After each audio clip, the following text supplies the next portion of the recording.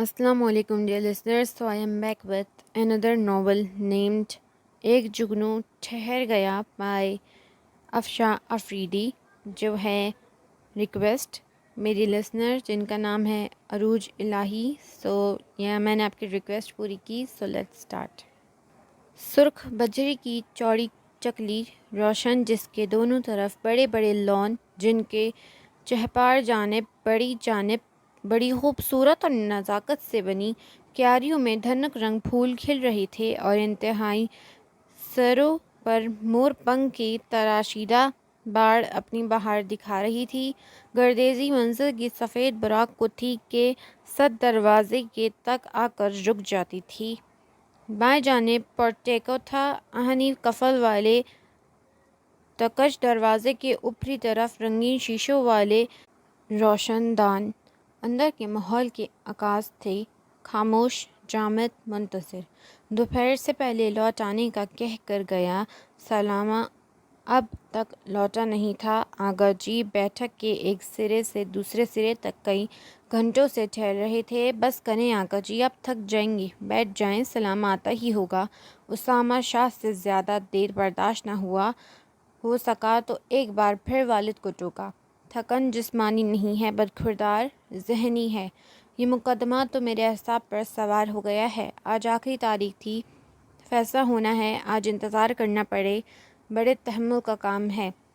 कदरे झुक कर उन्होंने गूंजदार आवाज़ में अपने अज़ली दबदबे से कहा तो उसामा शाह चुप हो गए। मगर ये कोई नई बात तो नहीं आई है आगा जी, ज़मीनों के झगड़े और मुकदमे तो हमेशा से चल रहे हैं। फिर क्या बात है कि आप इस फार्म हाउस और मशरक़ी बागात के लिए इस कदर बेताब नज़र आते हैं। मेहरान शाह ने कई दिनों की सोच को ज़बान देते हुए इफ्तिसार किया तो ज़ारून शाह ने भी संजीदा नज़रों से तायद की। आगा जी के पथरीले चेहरे पर जैसे एक लम्हे के लिए मुस्कुराहट कूंदी, आँखों में एक अजीब और अनजानी चमक पल भर में झिलमिला कर गायब हो गई। तीनों उनके तासुरात मुलाहिज़ा करते हुए मामले की नौइयत जानने की सही कर रहे थे। ताहम इस बात का अंदाज़ा था कि बात यकीनन आगा जी की अनर खुददारी की है, वरना ऐसे कई मुकदमे चलते और निमटते रहे थे। आगा जी ने तीनों पे एक नज़र डाली और तमकनत से चलते अपने मखसूस तख्त नुमा सोफ़े पर आ बैठे। बाज़ मामले सिर्फ ज़मीनों के नहीं, ज़िदो और अना के भी होते हैं। ये फार्म हाउस मेरी ज़मीनों के आगे अशर अशीर भी नहीं, मगर मुझे इसे हासिल करना है। ज़क़ा लराब की जान है इसमें और मैं इसे बेजान देख कर ही सुकून महसूस करता हूँ। उनके लहजे में नफ़रत का उबाल, आँखों में दुश्मन को हारते देखने की ख्वाहिश और चेहरे पर जीत जाने का अज़म और हर दर्जे की ख्वाहिश नज़र आ रही थी। एक जुनून था जिसने आगा जी को बेचैन वो बेताब कर रखा था। तीनों बेटों के लबों पर एक मध्यम सा तबस्सुम फैल गया। उन्हें मालूम था कि उनके आगा जी किस सोच और किस मिजाज के आदमी हैं। दोस्तों के लिए जान कुर्बान करने और दुश्मनों को रियायत ना देने में उनका कोई सानी नहीं था। थे तो वो तीनों भी उनका खून गर्देजी ख़ानदान के चश्म चिराग, मगर उस मामले में सलामा शाह उनका हकीकी अक्स था। तंद खो, खुरदार और पर ओनत से भरपूर वाला सलामा शाह आगा जी का बाजू था, दायां बाजू। वो आपकी ताकत से वाकिफ़ हैं आगा जी, मुझे यकीन है कि वो अपनी शिकस्त के मुंतज़िर होंगे। मेहरान ने मौदबाना अर्ज़ के लहजे में जोश और उम्मीद थी। मायनी खेज़ हंकारा भरते हुए उनकी पुरगुरूर और कदर सफ़ाक आँखें किसी ख़याल से मुस्कुरा रही थीं। अलबत्ता नज़रें उसामा शाह पर थीं, जो इस वक्त नहायत संजीदगी से हिस्ब आदत अपनी ज़ात में गुम थे। तुम क्यों खामोश हो उसामा शाह? अपने आगा जी की जीत के बारे में कोई नहीं करोगे? पेश गोई तो ऐसी चीज़ के बारे में की जाती है जिसके मुतालिक हमें इल्म नहीं होता, जबकि आपका मुकदमा जीत जाना तो बहुत वाज़ेह है आगा जी। आपका तो वस्फ़ है जिसको चाहें मोहरे की तरह शतरंज के किसी भी घर में ला कर खड़ा कर दें। इस बार ज़का चाचा आपके सामने मोहरा बनकर खड़े हैं। उसामा का बाज़ाहिर सीधा साधा लहजा बहुत गहराई लिए हुए था, जिसे ना चाहते हुए آغا جی کی نظریں ان کی نگاہوں سے ٹکرا گئیں تو انہیں نظریں چرانی پڑیں۔ اسی لمحے باہر پورٹیکو میں سلامہ کی لینڈ کروزر رکنے کی آواز آئی۔ بریک چرچرانے کی شور سے صاف محسوس ہوا کہ وہ عجلت میں ہے۔ غالباً خوشی کی خبر سنانے کے لیے وہ سخت بے چین تھا۔ سلامہ آ گیا غالباً۔ مہران شاہ دروازے کی جانب لپکے تھے مگر اس سے پہلے ہی سلامہ کے ساتھ آتے آغا جی کے قابل بھروسہ وکیل اندر چلے آئے۔ مبارک ہو امان صاحب، مبارک ہو، مقدمہ جیت گئے ہیں آپ، مٹھائی منگوائیں۔ بیرسٹر محمد احمد بہت مسرور تھے۔ آغا جی کو بے انتہا خوشی سے مخاطب کیا۔ بہت خوب محمد احمد، بہت خوب، تم نے ہمیں خوش کر دیا۔ مٹھائی تو کیا، حلوائی کی دکان منگواتے ہیں تمہارے لیے۔ تم بیٹھو پہلے، میں اپنے شیرے سے تو مل لوں۔ آغا جی کا چہرہ خوشی سے تمتما اٹھا تھا۔ سلامہ کورٹ کے آرڈر کا پروانہ ہاتھ میں لے ان کی طرف بڑھا تو انہوں نے اسے سینے میں بھینچ لیا۔ سارا کام ہی سلامہ صاحب کا ہے جی، ایک ثبوت جمع کیے تھے انہوں نے، اور پھر سب کو خوش بھی تو کیا تھا انہوں نے۔ امان شاہ گردیزی کا کوئی چمچہ بولا تھا، شیروں کا تو کام ہی جیتنا ہے کرمو، یہ نہیں جیتنا تو کیا وہ گیدڑ فتح پاتا۔ مہران شاہ نے اس کے شانے تھپتھپائے۔ اور نہیں تو کیا، میں تو پہلے سے مٹھائی کا منتظر بیٹھا تھا، بس یہ آغا جی ہی پریشان تھے۔ زارون شاہ نے بھی چھوٹے بھائی کی حوصلہ افزائی کرتے ہوئے اعتماد کا مظاہرہ کیا تو سلامہ شاہ گردیزی کی چمکتی آنکھوں میں فتح کی لہریں معجزن ہو گئیں۔ کامیابی مبارک ہو سلامہ، آغا جی کے ثملے کو اور اونچا کر دیا ہے تم نے۔ سب سے آخر میں متانت بھرے ٹھہرے ہوئے لہجے میں اسامہ نے اٹھ کر اسے سراہا تو وہ ان کے شانے سے لگ گیا۔ دھیرے دھیرے بیٹھک لوگوں سے بھر گئی۔ کہیں آغا جی، اب تو خوش ہیں نا آپ؟ مٹھائی وغیرہ منگوا لی گئی تو وہ آغا جی کے ساتھ ہال نما گول کمرے میں چلا آیا۔ ساتھ ہی زارون شاہ اور اسامہ شاہ بھی تھے۔ ارے خوش، تم نے تو آج مجھے وہ خبر سنائی ہے جس کی مجھے برسوں سے آرزو تھی۔ شریکوں کے لیے ریڑھ کی ہڈی تھے یہ باغات اور فارم ہاؤس۔ امان شاہ گردیزی فرت مسرت سے کھلے جا رہے تھے۔ بات چند ایکڑ زمین کی نہیں، عزت اور انا کی تھی جس نے سگے چچیرے بھائیوں کو ایک دوسرے کی حد تک اور اہانت کا پیاسا کر دیا تھا۔ یہی وجہ تھی کہ وہ امان شاہ گردیزی، جن کے لب مسکراہٹ کو کم ہی شرف ملاقات بخشتے تھے، آج ہنس رہے تھے۔ اب ان علاقوں کا کرنا کیا ہے آغا جی؟ کیونکہ شریک اب بدلے کے بغیر چین سے نہیں بیٹھیں گے، ان زمینوں پر ضرور فساد پھیلائیں گے۔ زارون شاہ فکر مندی سے استفہامیہ لہجے میں بولے تو امان شاہ کے ماتھے پر سوچ کے باعث شکنوں کا جال بچھ گیا۔ واقعی اب یہ نئی فکر شروع ہوئی تھی۔ اب تو یہاں کی حفاظت کا سخت انتظام کرنا پڑے گا۔ میرا خیال ہے چند کام کرنے والوں کے علاوہ وہاں کے تمام گھروں کو خالی کرا کے ہماری زمینوں کی طرف منتقل کر دیا جائے تاکہ عورتوں اور بچوں کی جانوں کا تحفظ ہو سکے، زارون شاہ نے مشورہ دیا، جس سے سلامہ متفق نہ ہو سکا۔ نہیں، اس طرح تو شریکیں ہمیں کمزور سمجھیں گے، لوگوں کو وہیں رہنے دیں۔ رہ گئی حفاظت کی بات تو ہمارے آدمیوں نے بھی چوڑیاں نہیں پہنی، اپنے مخصوص ہٹیلے اور تند لہجے میں سلامہ نے کہا تو زارون شاہ جھنجھلا گئے۔ بات حفاظت کرنے کی یا نہ کرنے کی نہیں ہے سلامہ، بات تو حادثے کی ہے۔ کسی بھی ناگہانی میں مرد اپنی تو جانیں دے سکتے ہیں مگر عورت اور بچے ان کے آگے کمزور ہی بن جاتے ہیں اور وہ مقابلے کے بجائے مصالحت اور محافظت کے لیے سوچنے پر مجبور ہو جاتے ہیں۔ یوں بھی بہادری اور شجاعت یہ نہیں کہ انسان اپنے دعوے سرچ کرنے کے لیے، اپنے مفاد کے لیے کسی کی زندگی داؤ پر لگائے۔ انسان کو انسانیت کے تقاضوں کا خیال رکھنا چاہیے، ورنہ ایسے سنگین نتائج برآمد ہوتے ہیں کہ زندگی اور موت کے رستے باہم ہو جاتے ہیں۔ اسامہ شاہ نے قدرے تاخیر سے گفتگو میں حصہ لیا۔ اندازہ وہی چبھتا ہوا حقیقتوں کی برہنہ تلخیوں سے پردہ اٹھانے والا تھا۔ امان شاہ گردیزی اپنی جگہ پہلو بدل کر رہ گئے۔ زارون شاہ کے لب بھی کچھ کہنے کی خواہش رکھنے کے باعث پھڑپڑائے اور پھر ساکت ہو گئے۔ البتہ سلامہ اسی نہج پر سوچ رہا تھا۔ اسامہ کی باتوں سے اس کا دھیان نہیں ہٹا تھا۔ زمینوں پر ایسا ہوتا رہتا ہے اسامہ بھائی، مزاروں کی جانیں جاتی رہتی ہیں، زمینداری چلتی رہتی ہے، یہ برسوں کی روایت ہے، سسٹم ہے ہمارا، اسے بدلنا آسان نہیں ہے، کہنا سہل ہے۔ وہ اپنے مخصوص تند اور سخت لہجے میں صفاقی سے بولا تو اسامہ شاہ کے چہرے پر جلال کی پرچھائیاں اتر آئیں۔ تو کس نے بنایا ہے یہ صفاق، یہ خون آشام سسٹم، یہ زندہ درگور کرتی روایتیں، جسم سے جان اور دل سے ارمان نکال دینے والے رواج؟ تم نے اور ہم نے پھر اسی کے غلام ہو گئے، ایسے کہ زندہ لوگوں کو یہ لاوا بھڑکائے رکھنے کے لیے ایندھن کی طرح استعمال کرتے چلے گئے۔ اسامہ کا یہ سخت اور پرجلال لہجہ گردیزی ہاؤس کی دیواریں کبھی کبھار ہی سنتی تھیں، جب ہی اس وقت بری طرح سہم گئی تھیں۔ سلامہ اور زارون ان کی زندگی کا المیہ سمجھتے تھے اور اس کا سبب بھی جانتے تھے، اس لیے نظریں چرا کر رہ گئے۔ البتہ امان شاہ بیٹے کے طنز سے بھڑکتی گفتگو سن کر مگدر ہو گئے تھے، لہٰذا اٹھ کھڑے ہوئے۔ بہرحال سلامہ، تم جا کر آرام کرو، تھک گئے ہوگے، اور تم دونوں باہر جمع لوگوں کو فارغ کرو، کیا کرنا ہے اور کیا نہیں اس کا فیصلہ ہم بعد میں کریں گے، فی الحال خوشی مناؤ۔ شام کو دعوت کا اہتمام ہو جانا چاہیے۔ گرم گرم کافی کے مگ تھامے جس وقت وہ لانچ میں داخل ہوئی، آبی نے دوبارہ کافکا کہانیاں اٹھا کر پڑھنی شروع کر دیں۔ پلیز آبی، ڈاکٹر نے منع کیا ہے ریڈنگ کرنے کے لیے، مگر آپ بھی کبھی بھی بالکل بچوں جیسی ضدیں کرنے لگتی ہیں۔ تیز قدموں سے آگے بڑھ کر اس نے کتاب ان کے ہاتھ سے لے لی۔ وہ قدرے چونک گئیں۔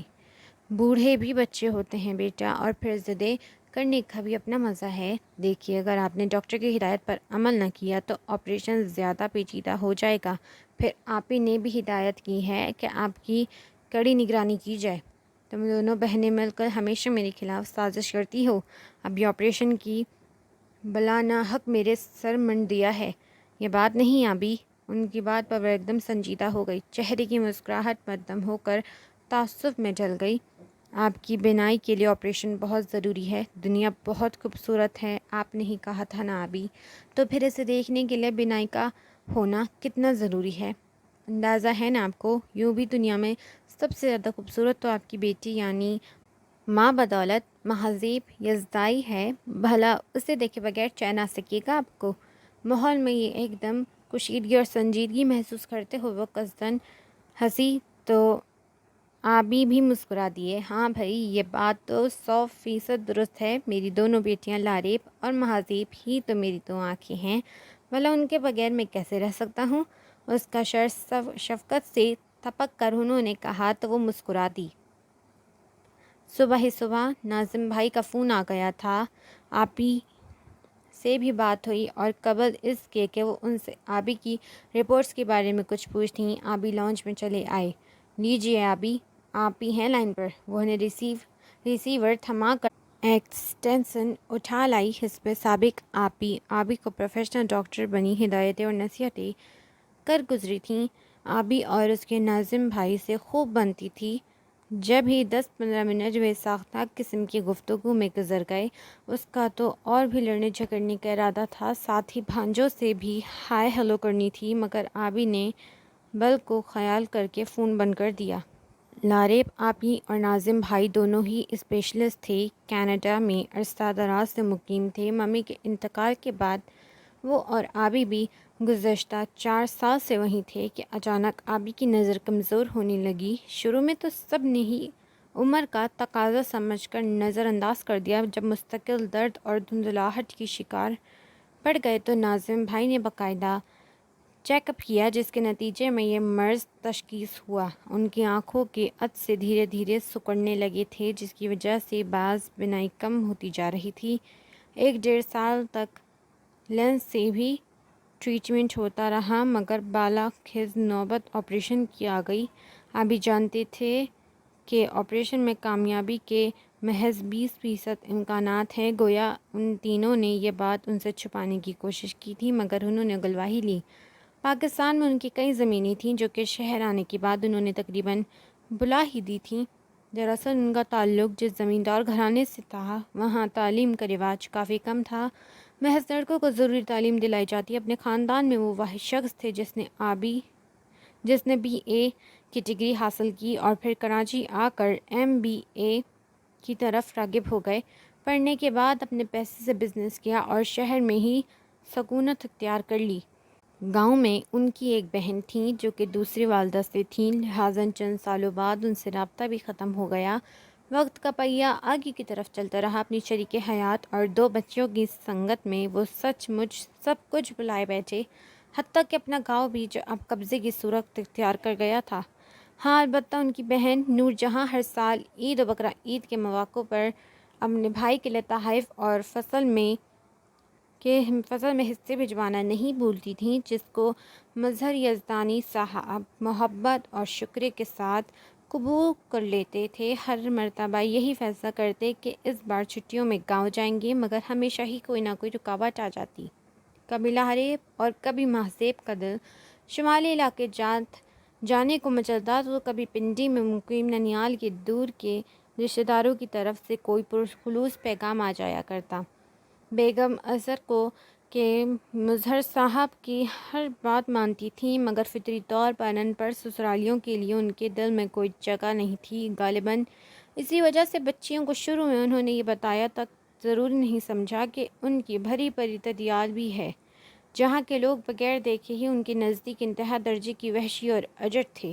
غالباً ان کا یہ امیج مظہر صاحب کی ان باتوں کی وجہ سے بنا تھا جس میں وہ وہاں کی تعلیمی پسماندگی، جاہلانہ رسومات اور عورتوں کی دوسرے درجے کی حیثیت کی کئی بار تذکرہ کر چکے تھے۔ رہی صحیح کثر شہر کے دوسرے لوگوں کی زبانی گاؤں دیہاتوں کے بدترین حالات کا ذکر سن کر پوری ہو گئی۔ جب لاریب اور مہذیب سمجھدار ہوئیں تو اور انہیں نے رشتہ داروں کے متعلق سوال کیے کہ ان کی نوساری دوستیں چھٹیوں میں دادی کے گھر جاتی ہیں، ہمارا ددیال کہاں ہے، تو انہوں نے سنی سنائی باتیں مرچ مسالہ لگا کر انہیں بتا دیں۔ لاریب چونکہ ماں سے قریب تھی اور کم و بیش ان کی ہی طرح سوچنے کی عادت تھی، لہٰذا اس نے فوراً ناک سگیڑ کر اندیکھے رشتہ داروں کو ساتھ سلام کر ٹالے۔ مگر مہذیب کا دل اکثر چاہتا تھا کہ گاؤں جائے۔ وہاں کی ہریالی اور خوبصورت رسومات کا اس نے بہت شہرہ سن رکھا تھا۔ اس کی کئی کلاس فیلوز مختلف علاقوں کی رہنے والی تھیں، گرمیوں کی چھٹیوں میں وہاں جایا کرتیں۔ ان کی لائی ہوئی تصاویر نے گاؤں اور قصبوں کا جو رومانوی اور ساحرانہ نقشہ ان کی آنکھوں میں کھینچا تھا، وہ ممی کی زہر افشانی سے دھندلا نہ ہو سکا۔ تاہم اس نے ان کی خفگی کے پیش نظر اس موضوع پر بات کرنی چھوڑ دی۔ البتہ ابھی کے پاس بیٹھ کر وہ وہاں کے کئی قصے سنتی اور ابھی سے اس کے لالچ محسوس کر کے تلخ حقائق چھپاتے ہوئے ایک حسین اور سحر انگیز خطے کا نقشہ کھینچ دیتی۔ کبھی کبھی ممی سے چھپ کر وہ آبی سے ضد بھی کرتی کہ اسے گاؤں لے کر چلیں، مگر وہ قصداً ٹال جاتے۔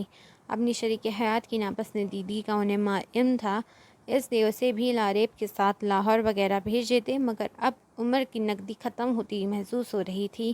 لاکھ بیٹوں کے سامنے وہ بزلہ سنجی اور بے فکری کا مظاہرہ کرتے۔ انہیں احساس تھا کہ زندگی کو آج نہیں تو کل ختم ہو جانا ہے، چنانچہ اپنی جڑیں انہیں اپنی جانب بلانے لگی تھیں۔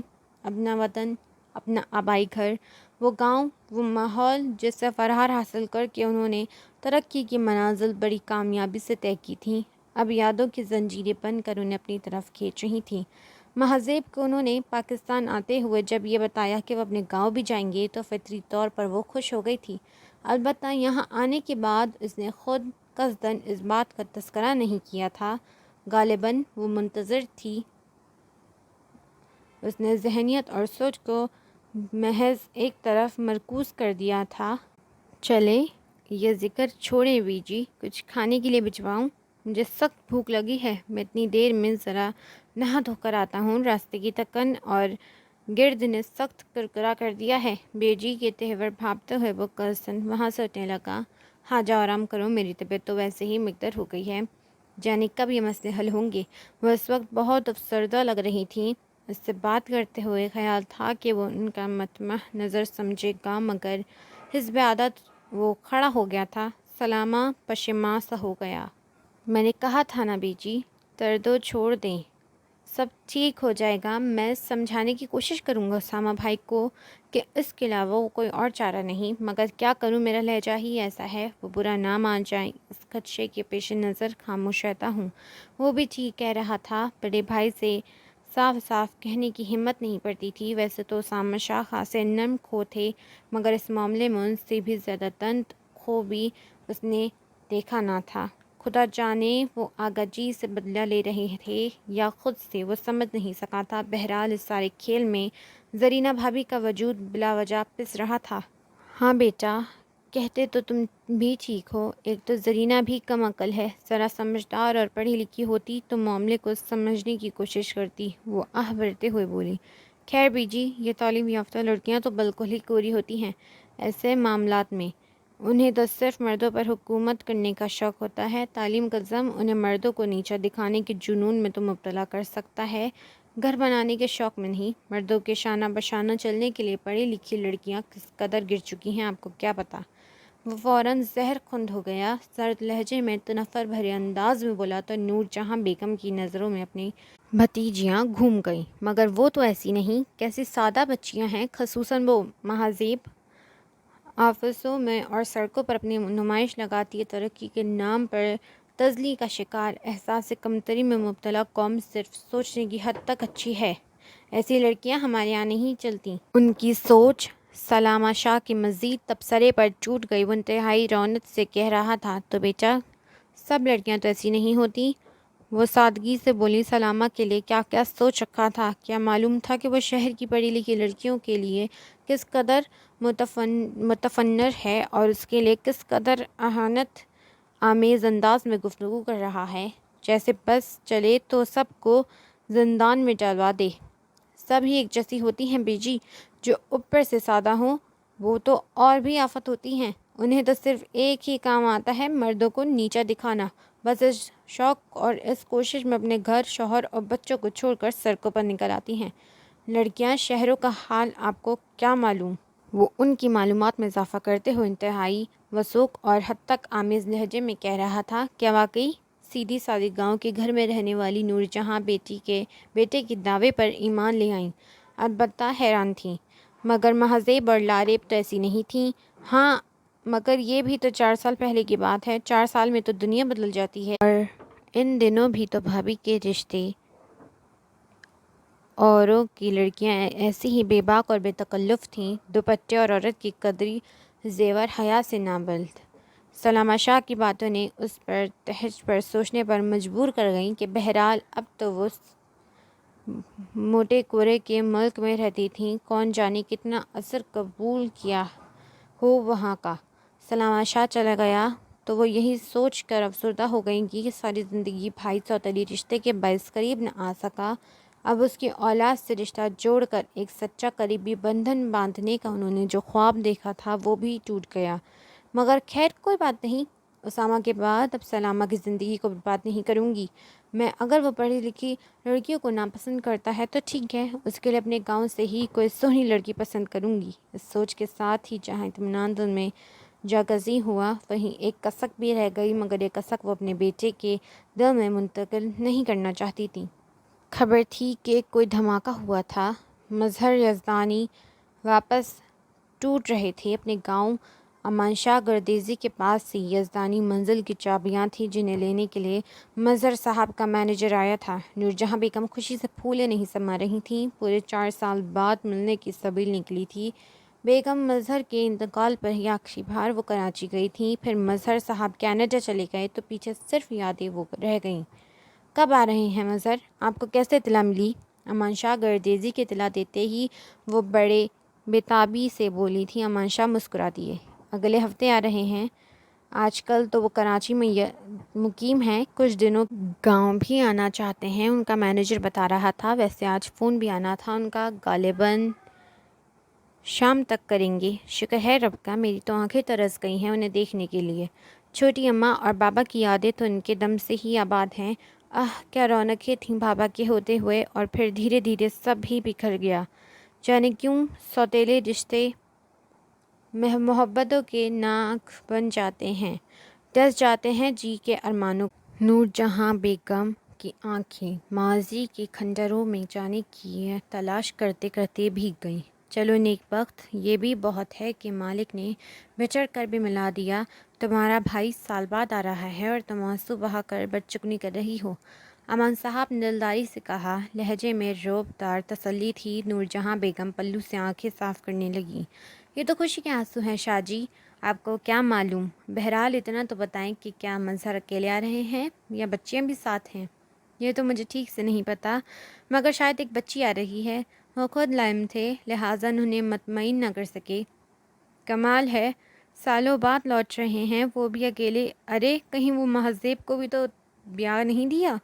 وہ کسی خدشے کے تحت بولیں۔ تماشا کی بہویں سکڑ گئیں۔ بس تمہارے بھائی سے سدا مجھے یہی اختلاف رہا، خود باغی تو تھا ہی، اپنی بیٹیاں بھی غیروں میں بیاہ دیں۔ ارے ہمارے خاندان سے باہر نہیں جاتی لڑکیاں اور زمینیں۔ گرجدار لہجے میں امان شاہ نے اپنی مخصوص سوچ کا اظہار کیا تو نورجہاں بیگم جاذبہ ہو گئیں۔ تم سے کہا بھی تھا کہ آخری لڑکی کے لیے سوال ڈالو، مگر اس وقت بھابھی بیگم کا انتقال ہوا تھا شاہ جی۔ مجھے اچھا نہیں لگا یہ سب کہنا، اور پھر وہ چلے گئے بغیر بتائے۔ وہ یوں دبے دبے لہجے میں بولیں جیسے شرمسار ہوں۔ تو بعد میں خط بھی لکھوا دیتا تھا یا فون کروا دیتی، مگر تمہیں خود دلچسپی نہیں ہے۔ پتہ نہیں تم دونوں بھائی بہنوں کی روایتیں توڑنے کا اس قدر شوق کیوں ہے؟ غصیلے تیوروں سے انہیں دیکھتے وہ گہرے طنز سے کہہ گئے تھے۔ نورجہاں بیگم اپنی جگہ چور سی بن کر بیٹھ رہ گئیں۔ گاؤں جانے سے پہلے وہ اپنے لیے کپڑے خریدنے کا ارادہ رکھتی تھی، اس لیے جو ہی موسم کچھ بہتر ہوا وہ شاپنگ کے لیے نکل کھڑی تھی۔ آپ بھی دوپہر میں سونے کے عادی تھے، لہٰذا مطمئنان سے اکیلی چلی آئی۔ ایک دو بوتیک چھاننے کے بعد اسے کچھ اچھے ڈیزائنز کے شلوار سوٹ پسند آ گئے۔ آبی کے کہنے کے مطابق اس نے بڑے دوپٹوں والے سوٹوں کو ترجیح دی تھی۔ 8-10 جوڑے خریدنے کے بعد اسے جوتوں کا خیال آیا تو جھٹ کھوسوں کی دکان میں گھس گئی۔ اس وقت بازار خاصا خاموش اور سنسان ہو رہا تھا۔ دوپہر کے بعد بھیڑ کم تھی، مگر چونکہ اسے شاپنگ کرتے کرتے شام ڈھلنے کا علم نہ ہو سکا، لہٰذا جس وقت وہ اپنی شرٹ ڈھونڈتی باہر ردی پھنتی نکلی، یہ دیکھ کر جان نکل گئی کہ اس کی کار کے ارد گرد گاڑیوں کا انبار لگ چکا ہے اور پچھلی بڑی سی لینڈ کروزر راستے رکے کھڑی ہے۔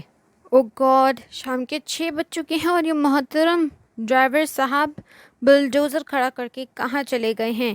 اب میں گاڑی کیسے بیک کروں گی؟ پریشانی کی حالت میں دیکھتی وہ بامشکل اپنی کار تک پہنچی اور ساری شاپنگ پچھلی سیٹ پر ڈال کر سامنے کھڑے 1-2 لوگوں سے کہا۔ کسی کو معلوم نہ تھا۔ بالآخر 10 منٹ کے انتظار کے بعد گاڑی صاف کرنے والے بچے سے اس نے پوچھا، جی ایک کار والے صاحب تو اس طرف گئے ہیں، کتنی دیر ہوئی؟ گھنٹہ بھر تو ہو گیا ہے، بس آتے ہی ہوں گے، بچے نے سر ہلا کر جواب دیا۔ تمہیں کیسے معلوم کہ آتے ہی ہوں گے؟ اس لیے جی کہ وہ اکثر آتے ہیں اور زیادہ دیر نہیں رکتے۔ بچہ بڑا مطمئن تھا، وہ جلا کر رہ گئی، اب سوا انتظار کے کوئی چارہ نہ تھا۔ کار میں بیٹھ کر میوزک لگانے کے باوجود وہ بالکل انجوائے نہیں کر رہی تھی۔ یقیناً آبی اس کے لیے پریشان ہو رہے ہوں گے۔ اس خیال کے ساتھ ہی اس کے غصے کا گراف بڑھنے لگا۔ عجیب عجیب لوگ ہیں یہاں کے، اتنی بڑی گاڑیاں افورڈ کرتے ہیں مگر ٹریفک کے اصولوں سے ناواقف ہیں۔ پارکنگ کا یہ کون سا طریقہ ہے؟ بڑبڑاتے ہوئے اس نے گھڑی پر نظر ڈالی، 7 بجنے کو تھے۔ تنگ آ کر وہ دوبارہ باہر نکلی، اس بچے کو بلا کر گاڑی کے مالک کے بارے میں سوال جواب کر رہی تھی۔ ایک دم بچے نے ایک طرف دیکھ کر نعرہ مار دیا، وہ آ گئے صاحب! سلامہ شاہ کے چیخنے پر متوجہ ہوا تو وہ بھاگ نکلا۔ اوہو، تو آپ ہیں اس بلڈوزر کے مالک، 4 وہیل ڈرائیور! مگر اتنا معلوم نہیں ہے کہ کسی کی کار کے پیچھے اس طرح کا پارک کرنا غلط ہے؟ میں یہاں گھنٹے بھر سے انتظار کر رہی ہوں اور آپ اب تشریف لا رہے ہیں۔ غصہ اور جھنجھلاہٹ میں اس کا لہجہ حد درجے تنزیہ ہو گیا تھا۔ سلامہ نے اپنے مخصوص انداز میں لمبے لمبے دھک پھرتا اپنی لینڈ کروزر تک پہنچا تو مہذب کا ضبط جواب دے گیا۔ آبی کی فکر اور بڑھتے ہوئے اندھیرے نے اسے جھلسا کر رکھ دیا تھا۔ حملہ خاصے غیر متوقع تھا۔ سلامہ نے قدرے چونک کر خشمگین نظروں سے مخاطب کی طرف دیکھا۔ میرون لانگ پل اوور اور بلیک جینز پر بلیک شال لیے وہ جو کوئی بھی تھی اس وقت سخت تیوروں سے اس کی طرف دیکھ رہی تھی۔ سلامہ کو اپنی غلطی کا احساس تو تھا، مگر جاتے ہوئے وہ کچھ جلدی میں تھا۔ مطلب کیا مسئلہ ہے بی بی آپ کے ساتھ؟ جواب میں اکھڑا اور خشک لہجہ بیزاری کا مظاہرہ کرتی لائٹ براؤن آنکھیں مہذب کے چہرے پر تھیں۔ اس کے حلیے اور انداز گفتگو نے سلامہ کا موڈ آف کر دیا تھا۔ مطلب یہ ہے کہ مسٹر، آپ نے پیسے سے کار تو خرید لی ہے، مگر پارکنگ لاز کے بارے میں شاید معلومات حاصل کرنے کی کوشش نہیں کی۔ اب یہ اپنی عمارت کی نمائش کرتی گاڑی ہٹائیے، مجھے جانا ہے۔ اس کے تجاہل عارفانہ پر وہ جی جان سے سلگ گئی اور بیزاری سے گویا ہوئی۔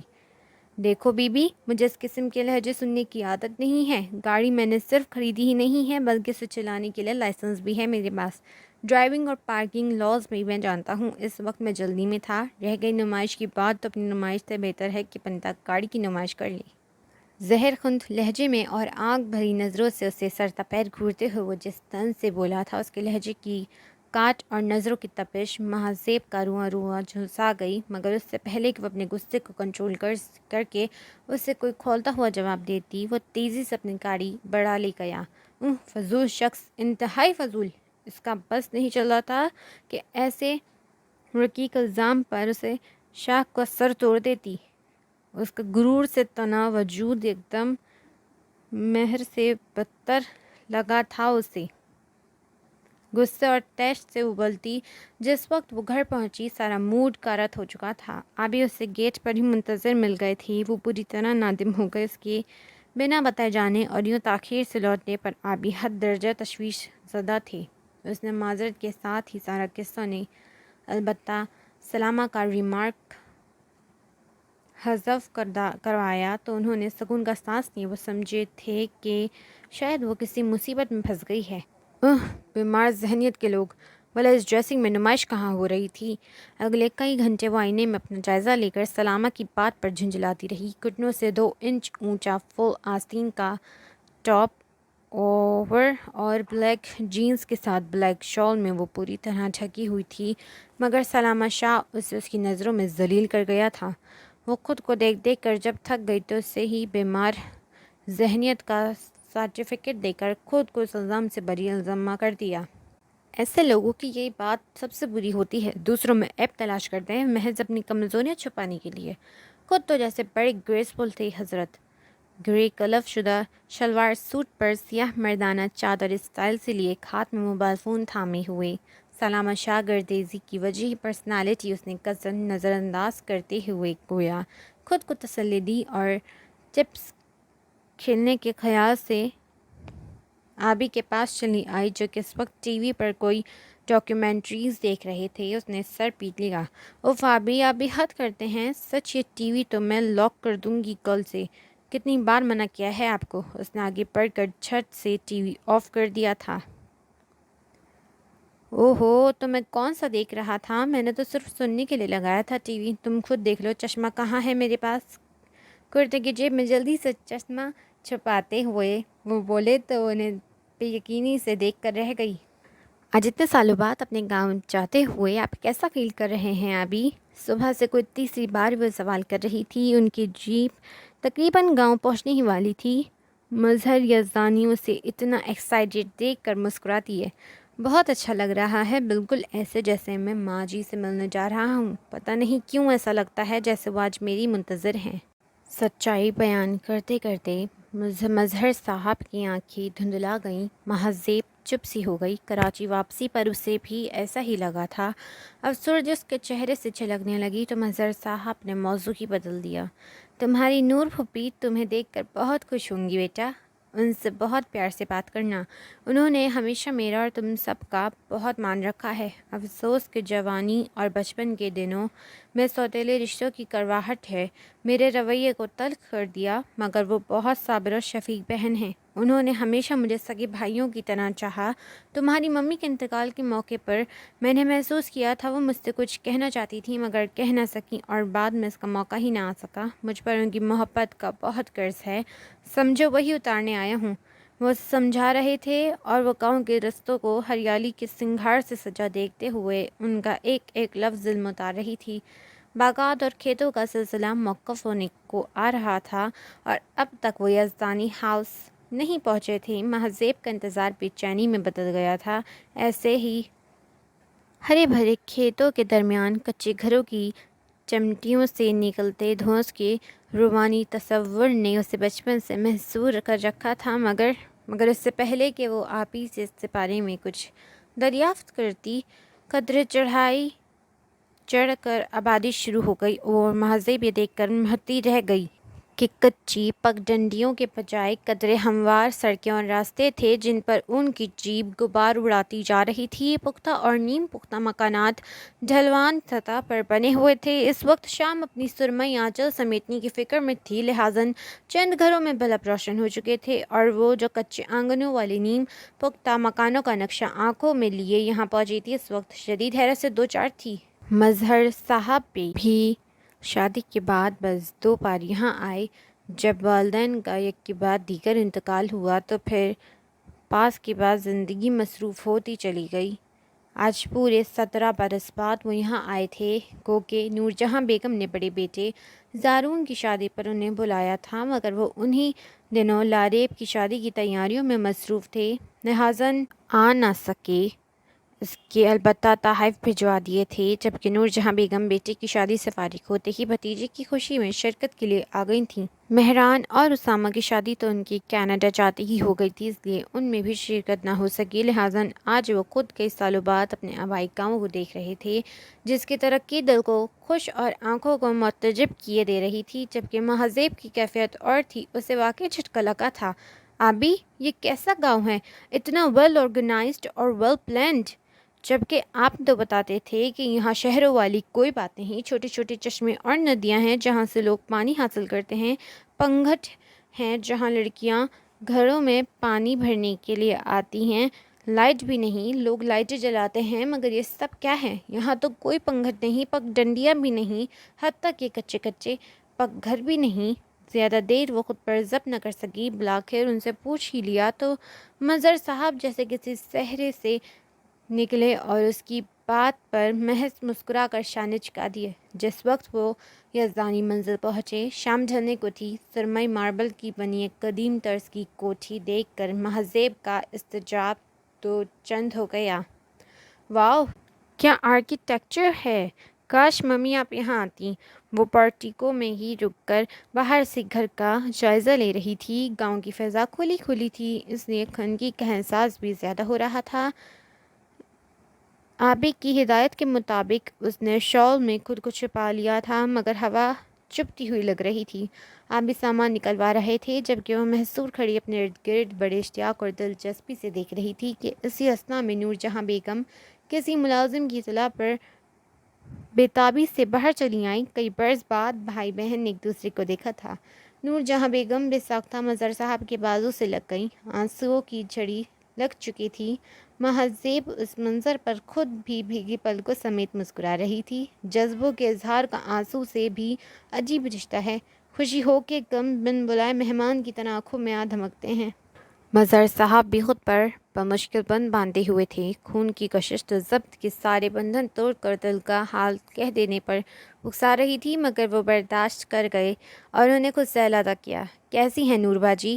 ٹھیک ہوں، تمہیں دیکھ کر دل خوش ہو گیا۔ سچ میں تو امید ہی چھوڑ بیٹھی تھی کہ کبھی بھائی کی شکل بھی دیکھ سکوں گی، وہ محبت بھری خفگی سے بولیں تو مظہر صاحب مسکرا دیے اور پیچھے کھڑی مہذیب کو آگے بلایا۔ ارے بیٹا، تم بھی آئی ہو، میں تو تمہیں دیکھ ہی نہ سکی۔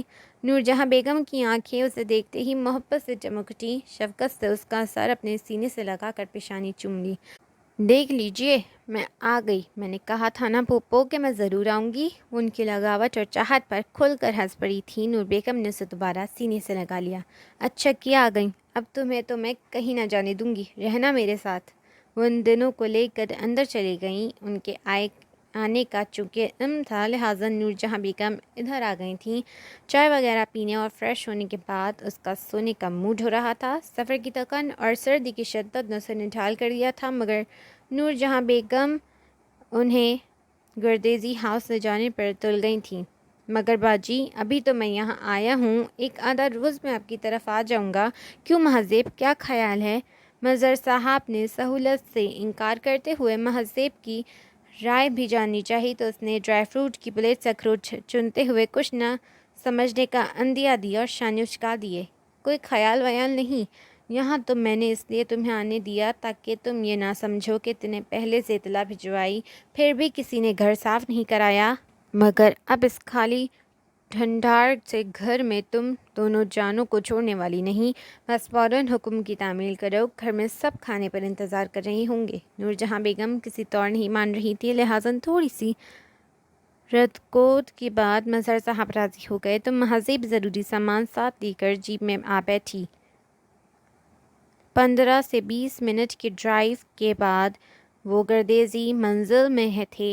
وہاں کا ماحول اسے بہت اجنبی اور خلصتاً کے علاوہ لمبی سی راہداری چل کر وہ لوگ منقش شدہ لکڑی کے دروازے سے بڑے ہال نما کمرے میں داخل ہوئے، جس میں دہلیز گہرے میرون کلر کے ایرانی قالین پر ایک تخت نما صوفہ تھا اور باقی دونوں اطراف میں منقش کرسیاں اور دیوان ایک طرف ترتیب سے دھرے تھے۔ دیواروں پر کئی نادر پینٹنگز آویزاں تھیں اور وقفے وقفے سے نوادرات اور کرسٹل کی آرائشی چیزیں سجی ہوئی تھیں۔ کمرہ روشنیوں سے نمایاں ہوا تھا اور عین وسط میں لچکا ہوا بیش قیمت فانوس اپنی سنہری روشنی بکھیر رہا تھا۔ سارا ماحول خاصا محصور کن تھا۔ شہری زندگی میں طیش اور لگژری کا جو رومانوی اور شاہانہ تصور تھا، اس کے ذہن میں وہ یہاں پورا ہوتا نظر آیا۔ گو کہ یزدانی ہاؤس بھی کم خوبصورت اور پرشکوہ نہ تھا، مگر یہاں آبادی تھی، مکین تھے، اس زندگی کا پرحرارت احساس تھا۔ صوفہ نما تخت پر امان شاہ گردیزی متمکن تھے۔ ساتھ ہی ایک طرف زارون شاہ اور فاطمہ بیٹھی تھیں تو دوسری جانب مہران شاہ اور عائشہ بیٹھے تھے۔ البتہ اسامہ زرینہ سے الگ قدرے فاصلے پر بیٹھے تھے۔ تعارف کے مرحلے کے بعد وہ تینوں خواتین کے ساتھ اندرونی کمروں کی طرف چلی آئی۔ امان شاہ اور تینوں بیٹوں سے مل کر وہ خاصی حیران ہوئی۔ ممی کے خیالات کس قدر غلط تھے ان لوگوں کے بارے میں، اسے تو یہاں کوئی بھی اجٹ گنوار اور وحشی نہ لگے۔ سب کے سب باوقار اور ملنسار تھے، گو کہ چہروں پر ازلی سختی تھی، مگر لہجوں میں حلاوت اور محبت کی چاشنی تھی۔ فاطمہ بھابی نے اسے گردیزی منزل گھوم پھر کر دکھائی تو وہ حیران رہ گئی۔ ایسی قصباتی جگہ بھی زندگی تمام ضرورت و تعارف رکھتی تھی۔ انٹیریئر ڈیکوریشن سے لے کر سینیٹری فٹنگز تک سب کچھ جدید تھا، البتہ پھر بھی کچھ چیزیں ایسی تھیں جو ماحول کو قدرتی پن اور علاقائی حسن کو برقرار رکھتی تھیں۔ خصوصاً فرنیچر اسے حد درجے پسند آیا۔ یہاں کام کرنے والی کم عمر لڑکیاں اسے دیکھتیں تو بے ساختہ مسکرا کر بھاگ جاتیں۔ کیا میں بہت عجیب لگ رہی ہوں؟ اس طرح لڑکیوں کے پردے سے جھانکتا اور غائب ہوتا دیکھ کر بے اختیار پوچھ بیٹھی۔ نہیں تو مگر تم یہ بات کیوں پوچھ رہی ہو؟ فاطمہ بے ساختہ چونک کر پوچھنے لگیں تو اس نے ادھر ادھر سے جھانکتی لڑکیوں کی طرف اشارہ کیا۔ اوہ! عائشہ بات سمجھ کر مسکرا دی۔ اصل میں شہری لڑکی آج پہلی بار دیکھی ہے انہوں نے، وہ بھی تم جیسی۔ اس میں حیران ہو رہی ہیں، عائشہ نے وجہ بتائی۔ کیا مطلب میرے جیسی؟ مطلب یہ ہے کہ تمہاری طرح سادہ، نہ اکڑ نہ غرور۔ تم تو بہت اچھی ہو، ہم تو سمجھے تھے کہ تم بہت مغرور ہوگی، کسی سے بات نہ کرو گی بلکہ ناک پر رومال رکھ کر داخل ہوگی گاؤں میں، یا تو آؤ گی یا نہیں، یا پھر یہاں کے گرد مٹی سے گھبرا کر جلد لوٹ جاؤ گی۔ اس کی بات کا جواب کافی دیر تک خاموش بیٹھی زرینہ بھابی نے دیا تھا۔ اوہ! وہ اس کی تعریف پر سادگی سے ہنس پڑی۔ بھئی جہاں تک اکڑ کا سوال ہے تو ایسی تو کوئی خاص پرسنالٹی ہے نہیں کہ میں اکڑوں یا غرور کروں۔ دوسرے یہاں کی گرد مٹی سے مجھے اتنی ہی الرجی ہوتی ہے تو آپ بھی مجھے زبردستی یہاں نہیں لا سکتے تھے۔ مگر خیر تعریف کا شکریہ۔ تو پھر یہ بتاؤ کہ کب تک یہاں رہنے کا ارادہ ہے؟ زرینہ جو کہ اب تک خاموش بیٹھی تھیں، اس کے رخ کر مسکرانے پر بولیں۔ پتہ نہیں، یہ تو آبی پر منحصر کرتا ہے، ویسے 15 دن کا تو ارادہ ہے۔ یوں بھی شہر کے ہنگاموں سے دور یہاں کی خاموشی بہت اچھی لگی ہے مجھے۔ سچ ہے گاؤں میں بڑا سکون ہوتا ہے، وہ ایک جذبہ سرشاری سے کہہ رہی تھی۔ سکون تو قسمت سے ہوتا ہے مہذب بی بی، نہ شہر سے نہ گاؤں سے۔ تقدیر میں خوشی ہو تو کانٹے بھی راحت دے سکتے ہیں، نہ ہو تو پھول بھی چبھن۔ زرینہ جس لہجے اور جس افسردگی سے کہہ کر اٹھی تھی، مہذب بے اختیار حیرت سے اس کی طرف دیکھنے لگی، اور جب سوالیہ نظریں عائشہ اور فاطمہ کی طرف گئیں تو انہیں تو ان کا چہرہ نگاہ چرا لی۔ ارے ہاں چلو، میں تمہیں تمہارا کمرہ دکھاؤں اور اسے اپنے بیٹے سے بھی ملواؤں۔ فاطمہ بھابی نے اچانک ہی اسے مخاطب کیا تو وہ سر جھٹکتی مسکرا کر اٹھ کھڑی ہوئی۔ فاطمہ کا ایک بیٹا تھا جبکہ عائشہ کی 2 جڑواں بیٹیاں تھیں۔ اسے تینوں بچے ہی اچھے لگے، کمرہ بھی اس کا کشادہ تھا، اسے پسند آیا۔ چلو آرام کرو، میں کھانا لگنے پر تمہیں بلاؤں گی۔ ویسے اگر قہوے کا دل چاہے تو بتا دینا، میں بھجوا دیتی ہوں۔ جاتے جاتے عائشہ نے اس سے پوچھا تو اس نے نفی میں سر ہلا دیا۔ نو تھینکس، میں صرف کافی پیتی ہوں، وہ بھی رات کو کھانے کے بعد۔ فکر نہ کرو، وہ بھی مل جائے گی۔ کبھی کبھی سلامہ یار زارون بھائی شوق کر لیتے ہیں، میں بنوا دوں گی۔ ویسے تم سلامہ سے ملی ہو کبھی؟ اچانک ہی عائشہ کو یاد آیا تھا۔ نہیں، مگر نام سنا ہے، وہ غالباً آج بھی گھر پر نہیں تھے۔ ہاں، اصل میں اس کی کسی دوست کی شادی ہے، اچانک ہی پرسوں جانا پڑا اسے۔ وہ بھی تو کراچی ہی گیا ہے، ممکن ہے تمہاری طرف بھی گیا ہو۔ انہوں نے قیاس کیا۔ نہیں، ہمیں تو کوئی اطلاع نہیں ملی، ممکن ہے وہ مصروف ہو۔ اس نے خود ہی اظہر تراش دیا تو عائشہ سر ہلا کر دوپٹہ جماتی ہوئی باہر نکل گئیں۔ اسے اپنی آنکھوں پر یقین نہیں آ رہا تھا کہ سامنے موجود شخص ہی سلامہ ہے۔ کوئی بہت پرانی بات تو نہیں تھی کہ وہ یوں بیچ بازار میں اپنی بے عزتی کر جانے والے شخص کو شکل بھول جائے، بلکہ اگر اس بات کو کئی سال بھی گزر جاتے تو بھی اس کی یادداشت کے صفحے سے یہ چہرہ حفظ ہونے والا نہیں تھا۔ السلام علیکم، اس نے آہستگی سے کہا۔ نور جہاں بیگم نے سلامہ سے جس وقت اس کا تعارف کرایا وہ بمشکل اسے سلام کر سکی۔ بے اختیار نظریں چک گئی تھیں، وہ فطری طور پر اس کی طرف سے پہچان کر کسی طنزیہ سے جملے کا انتظار کر رہی تھی، مگر وہاں صرف سلام کا جواب تھا۔ ماما جی کدھر ہیں بیجی؟ میں ان سے ملنے کی خاطر تو جلدی واپس آیا ہوں۔ اسے صاف نظر انداز کرتے ہوئے اس کا رخ روشن اب نور جہاں بیگم کی طرف تھا، وہ بلبلا کر رہ گئی۔ سلامہ کی نظروں میں پہچان کی کوئی جھلک اور لمحائی شناسائی کا کوئی شبہ نہیں تھا۔ وہ تو تمہارے آقا جی کے ساتھ کسی سے ملنے گئے ہوئے ہیں، اتنے سالوں بعد لوٹ رہے ہیں، کئی لوگوں سے ملنا ملانا ہے، تم انتظار کرو، وہ شام تک آ جائیں گی۔ خیر ہے، میں چلتا ہوں، کچھ دیر آرام کر کے دلاور کی طرف جاؤں گا۔ ماما جی لوٹ آئیں تو اطلاع کر دیجیے گا۔ کڑکڑاتے سیاہ شلوار سوٹ میں ملبوس براؤن چادر شانے پر ڈالی وہ اسے ایک نظر دیکھ کر باہر نکلا تو اس کی گھنی مونچھوں تلے بھجے ہوئے ہونٹ دیکھ کر سمجھ گئی کہ اس طرف بھی ناپسندیدگی کی رمق موجود ہے۔ غالباً پہچان لیا ہے تو کیا ہوا، مجھے کون سی پرواہ ہے۔ شانے اچکاتے ہوئے وہ فاطمہ اور عائشہ کے پاس چلی آئی۔ دونوں اپنے اپنے بچوں کے دوپہر کا کھانا کھلانے کی جدوجہد میں لگی ہوئی تھی۔ گھر کا کام کرنے کے لیے تو لڑکیاں موجود تھیں، مگر اپنے بچوں کو دونوں پورا وقت دیتی تھیں۔ اس نے محسوس کیا آج بھی زرینہ ان دونوں کے درمیان موجود نہیں تھی۔ کہو، ملاقات ہو گئی سلامہ سے؟ اسے آتا دیکھ کر عائشہ نے موڑھے نما کرسی لا کر اس کے لیے رکھی اور سادگی سے سوال کیا تو اس نے سر ہلا دیا۔ کوئی بات ہوئی ہے؟ تم سے بھی سر سلام دعا؟ فاطمہ بھابھی نے مسکرا کر قدر معنی خیزی سے سوال کیا۔ وہ وضاحت طلب نظروں سے انہیں دیکھنے لگی، جس سے وہ خود ہی سمجھ گئیں کہ اس سے بھی بات نہیں کی سلامہ نے۔ تو گویا کوئی بات نہیں کی اس نے۔ کمال ہے، میں سمجھ رہی تھی کہ شہر میں پڑھنے کی وجہ سے وہ گاؤں کے لوگوں کو ان پڑھ اور اپنے سے کمتر سمجھتا ہے، جب ہی بات نہیں کرتا۔ مگر تم تو 16 جماعتیں پاس ہو، تمہیں بھی؟ فاطمہ استجاب سے کہتی اپنی بے اختیاری پہ نادم ہو کر رک گئیں تو وہ دھیرے سے ہنس پڑی۔ ہوتی ہے بعض لوگوں کی عادت، یوں بھی میں ہر کسی سے بے تکلف نہیں ہوتی، خاص طور پر اس قسم کی قلب زدہ لوگوں سے تو بالکل نہیں۔ سب کی تو اسے بہت محسوس ہوئی تھی، مگر انہیں احساس دلا کر وہ مزید شرمندہ نہیں کرانا چاہتی تھی، اس لیے ہستی میں بات بنا گئی۔ ویسے یہ زرینہ بھابھی کہاں ہوتی ہیں؟ کم نظر آتی ہیں، مجھے تو وہ بھی سلامہ شاہ کی طرح لگی، خاموش اور پراسرار سی۔ وہ قریب کھسک کر آزاری سے بولی تو ان دونوں بہنوں کے مسکراتے لب یکدم بھیج گئے۔ اس بار بھی وہ عجیب سا محسوس کر کے رہ گئی، اگر فاطمہ کا بیٹا کھانے کی پلیٹ گرا کر سب کی توجہ اپنی جانب مبذول نہ کر لیتا تو وہ ضرور سوال کرتی۔ پھر بہت سارے دن ملنے ملانے میں گزر گئے۔ اسے حیرت ہوئی تھی کہ آبی کا خاندان کتنا بڑا اور کس قدر پرخلوص ہے۔ کئی لوگوں سے مل کر تو اس نے آبی کو باقاعدہ شاکی نظروں سے دیکھا تھا۔ یہاں فون کی سہولت موجود تھی، اس لیے لاریب آپی سے بھی بات ہوئی اور وہ حسب توقع تعریفوں کے پل باندھنے میں ایسی لگی کہ لاریب آپی کو بولنے کا موقع بھی نہ دیا۔ لگتا ہے کچھ زیادہ ہی دل لگ گیا ہے تمہارا وہاں، انہوں نے پوچھا۔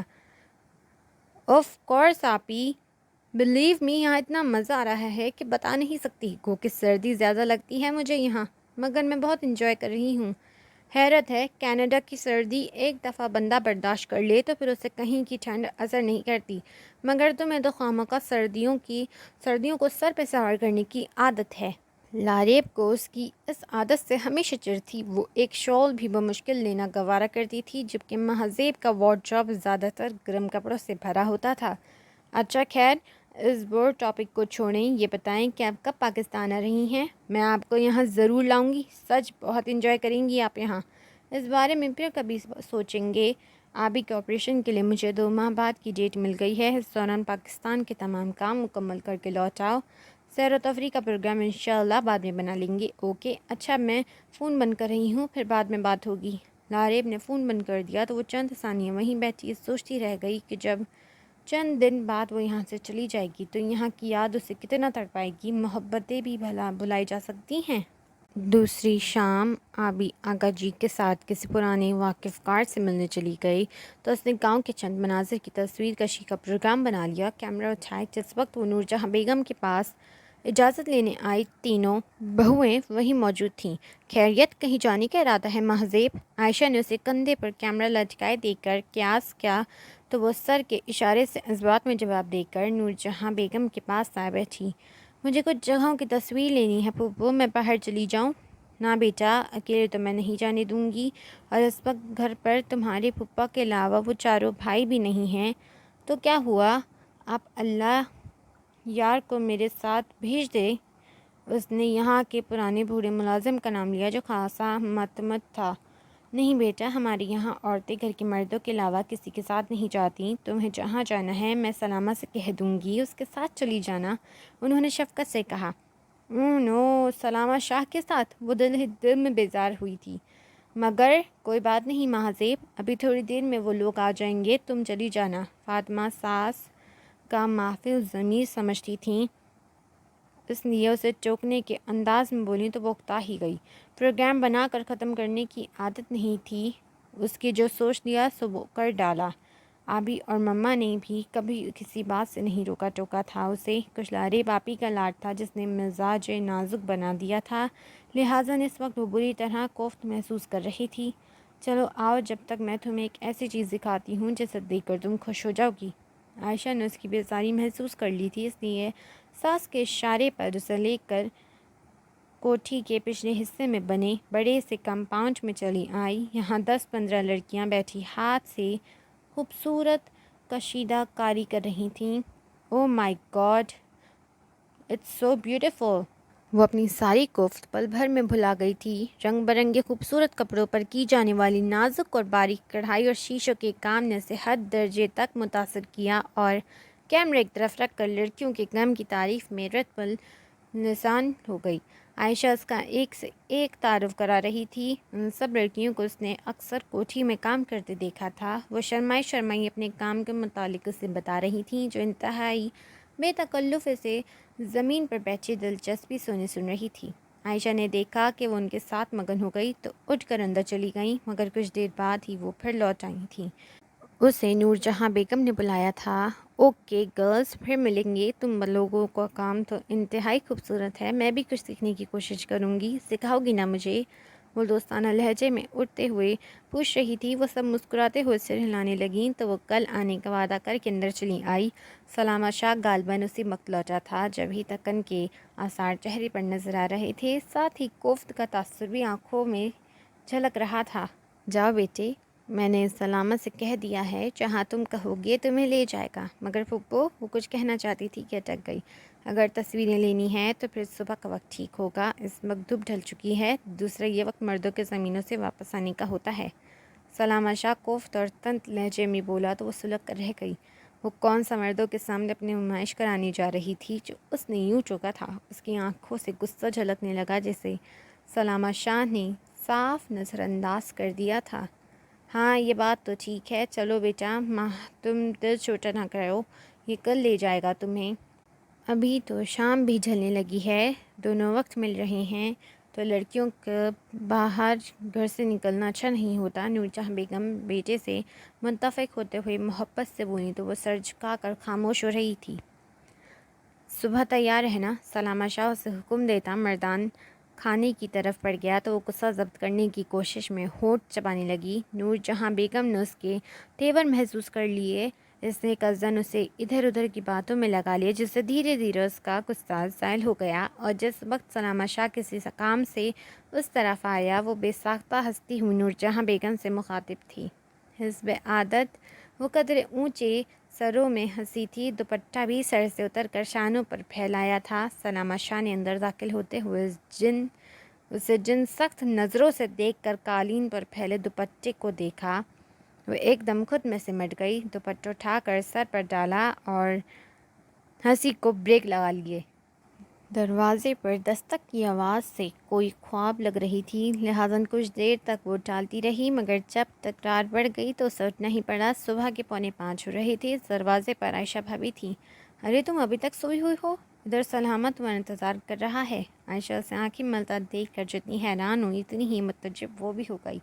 میرا انتظار؟ مگر کیوں؟ اس نے حیرت سے آنکھیں پھیلائیں۔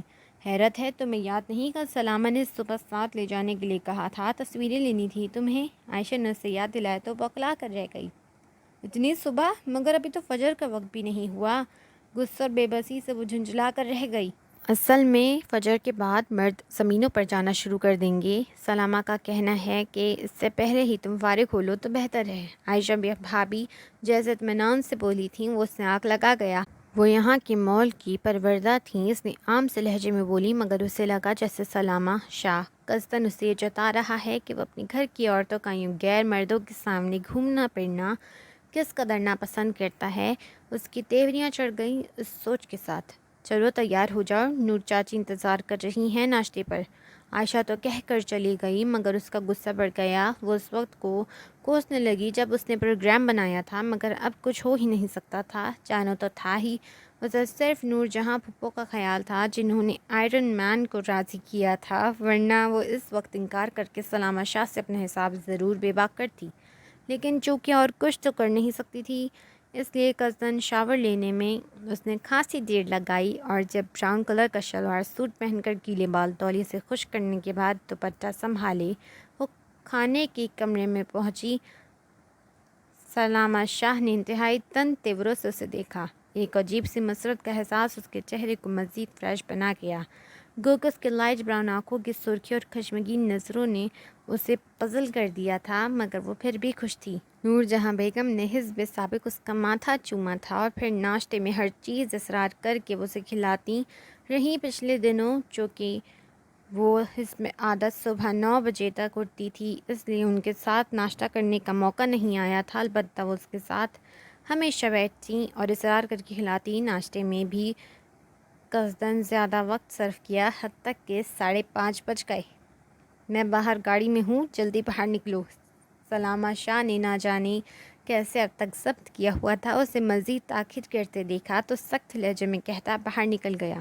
جاؤ بیٹا جلدی چلی جاؤ، یہ سلامہ بھی بس الٹے ہی مزاج کا ہے، زیادہ دیر کی تو اپنے کام سے چلا جائے گا۔ آج تو ویسے بھی مہران اور اسامہ شہر جا رہے ہیں، ورنہ وہ تمہیں لے جاتے۔ نور پھپھو نے بیٹے کے تیور دیکھتے ہوئے اسے جلدی کی تاکید کی تو اٹھ کر کمرے میں چلی آئی۔ باہر سے تیز ہارن کی آواز اسے جھنجھلاہٹ میں مبتلا کر رہی تھی، لہٰذا بال کھلے چھوڑ کر اسے بینڈ لگا کر سامنے سے پیچھے کیے اور ایک ہاتھ میں کیمرہ اور دوسرے میں شوز اٹھائے وہ جلدی سے پارٹیکو کی طرف آ گئی۔ مباحث ہنگامے سے بقیہ سوئے ہوئے لوگوں کی آنکھ کھل جاتی۔ ڈرائیونگ سیٹ پر سلامہ موجود تھا، اور وہ لینڈ کروزر جس اس نے بلڈوزر کا نام دیا تھا اس کے سامنے کھڑی تھی۔ دروازہ کھول کر اس نے جوتے اور کیمرہ سیٹ پر ڈالا اور اچانک اندر آ بیٹھی۔ ہلکی ہلکی نمی لیے ہوئے اس کے کھلے بالوں سے شیمپو کی محصور کن خوشبو اڑ کر سلامہ شاہ تک پہنچی تھی، ساتھ ہی بڑے سے آنچل سے اٹھتی پرفیوم کی مہک لینڈ کروزر کے اندر تازگی بھر گئی۔ دروازہ بند کر کے اس نے جلدی جلدی کیمرے میں رول ڈالا تھا، مہارت اور مشاقت سے اس کا فوکس سیٹ کرتی وہ اس وقت ساتھ بیٹھے سلامہ شاہ سے یکسر بے خبر لگ رہی تھی۔ البتہ اکڑا ہوا دوپٹہ سر پر جمانے کی کوشش میں کئی بار اس کا ہاتھ سلامہ کے شانے سے ٹکرایا تھا۔ ہلکی ہلکی سی روشنی پھیل چکی تھی، صبح صادق کے آثار تھے۔ کہاں جانا ہے؟ جھٹکے سے سٹارٹ کرنے کے بعد وہ لینڈ کروزر کی رفتار تیز کرتے ہوئے بولا تو وہ جو کارڈ ویگن بھول جانے پر پریشان ہو رہی تھی چیخ گئی۔ کیا مطلب کہاں جانا ہے؟ مجھے کیا پتہ یہاں کے راستوں کے بارے میں؟ تو تصویریں کیا آسمان کی اتارنی ہیں تمہیں؟ دیکھو بیوی میرا وقت برباد مت کرو، تمہاری طرح فارغ نہیں ہوں میں۔ جلدی بولو کدھر اتاروں تمہیں؟ کیا؟ وہ چیخ پڑی، آپ مجھے چھوڑ کر چلے جائیں گے؟ اس کے اتاروں کہنے پر وہ یہی سمجھی، باقاعدہ چیخ کر پوچھا تو سلامہ نے سخت نظروں سے اسے گھورا تھا اور خاموشی سے ڈرائیو کرتا رہا۔ شیشے اونچے کیے وہ بہت مزے سے سردی بھلائے بیٹھی تھی، مگر باہر نکلتے ہی صبح کی خنک ہوا اور گاؤں کی کھلی فضا نے اس کا استقبال کرنا تھا۔ اس پر مستعد سلامہ شاہ کا ساتھ وہ ایک بار پھر اس وقت کو کوسنے لگی۔ اچانک سوچوں سے نکل کر احساس ہوا کہ سلامہ ڈرائیو کرتا ہی جا رہا ہے، گویا جب تک وہ نہیں کہے گی وہ رکنے والا نہیں، اور وہ چڑ گئی۔ بس یہیں روک دیں۔ اس نے ایک طرف چھوٹے سے پہاڑی نما ٹیلے کے ساتھ چلتی سڑک نیچے ڈھلان کی طرف جا رہی تھی، جس کے ہموار راستے سے پرے نیچے کی طرف اترائی میں بس ایک گھر بہت خوبصورت لگ رہے تھے۔ اسے لگا ٹیلے پر کھڑے ہو کر دوسری طرف کے باغات اور اس طرف کے ڈھلانوں پر بنے گھروں کی تصویریں اچھی بنیں گی، اس لیے اسے روکنے کا کہا تو سلامہ نے وہیں بریک لگا دیے۔ وہ ڈیش بورڈ سے بے اختیار جا ٹکرائی۔ توبہ، انسان ہے یا وحشی؟ غصے میں دروازہ کھول کر وہ نیچے اتر آئی۔ باہر حسب توقعات ٹھنڈی ہواؤں نے اس کا استقبال کیا تھا۔ بالوں کی نمی نے خنکی کا احساس اور بھی بڑھا دیا تھا۔ اس نے بے اختیار جھرجھری لے لی اور کیمرہ کندھے پر ڈال کر دوپٹہ اچھی طرح اپنے ارد گرد لپیٹا، جس کا متعلق فائدہ نہیں ہوا، البتہ اب جب کہ یہاں اتنی مشکلوں سے آ گئی تھی تصویریں نہ کھینچنا زیادتی ہوتی۔ اس نے آگے بڑھ کر اوپر چڑھنا شروع کر دیا۔ شہروں کے آلودہ ماحول سے پرے گاؤں کی خوشگوار صبح کی مہک لیے ہوئے ہوا اس وقت اتنی بھرپور اور خوشگوار تھی کہ وہ پیچھے مڑے بغیر آہستہ آہستہ چڑھتی ٹیلے کے آخری سرے تک پہنچ گئی۔ ماحول اتنا حسین اور جمالیاتی کا مظہر تھا کہ وہ ساتھ آئے اس اکڑو اور تنت جو بندے کو بھی بھلا گئی۔ سلامہ شاہ یہاں سے نظر نہیں آ رہا تھا۔ واقعی یہاں سے کھڑے ہو کر کچے کی طرف بنے چھوٹے بڑے گھروں اور ان کی چھتوں سے نکلتے دھوؤں کو دیکھنے کا اپنا ہی مزہ تھا۔ اس نے فوکس میں لے کر تصویریں کھینچ ڈالی اور پھر جب اس طرف سے ہر زاویہ مکمل کر لیا تو اپنی پشت کی طرف نیچے کی جانب دور تک پھیلے باغات کے سلسلے کو دیکھتے ہوئے اس نے کئی تصویریں بنائیں۔ گو کہ سردیوں کا موسم تھا، تاہم ہریالی اور سبزے کی اپنی ہی بہار تھی۔ یوں بھی اگلے موسم تک پھول کھلنے اور پھل آنے کا انتظار وہ کر نہیں سکتی تھی، لہٰذا اس کو ہی غنیمت جانا۔ وہ اپنے کام میں اس قدر مگن تھی کہ کزن ایک دوبارہ خیال آنے پر بھی اس نے سلامہ کی جانب توجہ کرنے کی ضرورت محسوس نہیں کی۔ یقیناً وہ نیچے اپنی بلڈوزر میں بیٹھا ہوگا، اس نے سوچا۔ ہلکی سی آہٹ کا احساس اسے ایک دو بار ہوا تھا، مگر اب وہ لینس لگا کر دور اور قریب کے مناظر دیکھ کر لطف لے رہی تھی۔ صبح کے قہر میں ہر چیز دھندلائی لگ رہی تھی۔ اچانک اسے آہٹ بہت نزدیک محسوس ہوئی، سوکھے سبزے کی چرچراہٹ کی آواز تھی۔ اس نے سمجھا سلامہ شاہ انتظار کرتے گردن گھما کر دیکھا تو اوپر کی سانسوں پر نیچے کی نیچے رہ گئی۔ اس سے 2 گز کے فاصلے پر بکری کے قد سے ذرا چھوٹا سرخ آنکھوں والا کتا کھڑا اسے ہی گھور رہا تھا۔ تنفس تیز تیز چل رہا تھا، گویا ابھی اس پر حملہ آور ہونے ہی والا ہو۔ اس کے گلے سے گھٹی گھٹی چیخ نکل گئی۔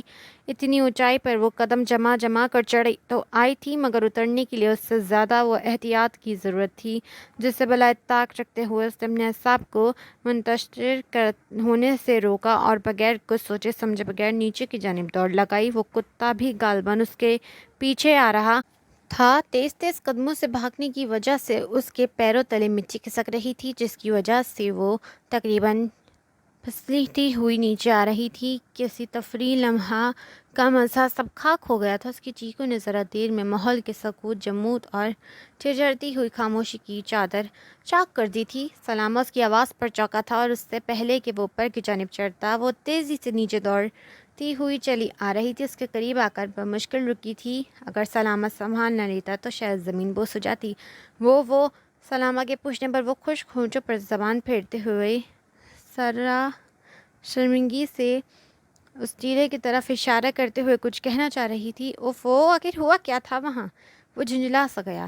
اس سے ایک جھٹکا دے کر غصے سے پوچھا تو وہ یکدم تھٹک کر اسے دیکھنے لگی، جس کی پرحدت باہوں کا لمس اس کے سرد ہوتے بازوؤں کو محسوس ہو رہا تھا۔ اتنی قربت اور اپنی دگرگوں حالت پر ایک دم حجاب آمیز گھبراہٹ نے اس کا خوف پس پش ڈال کر اسے سلامہ کی گرفت سے چھڑانے پر مجبور کر دیا۔ سلامہ بھی اپنی بے اختیاری پر کچھ خفیف سا ہو گیا تھا۔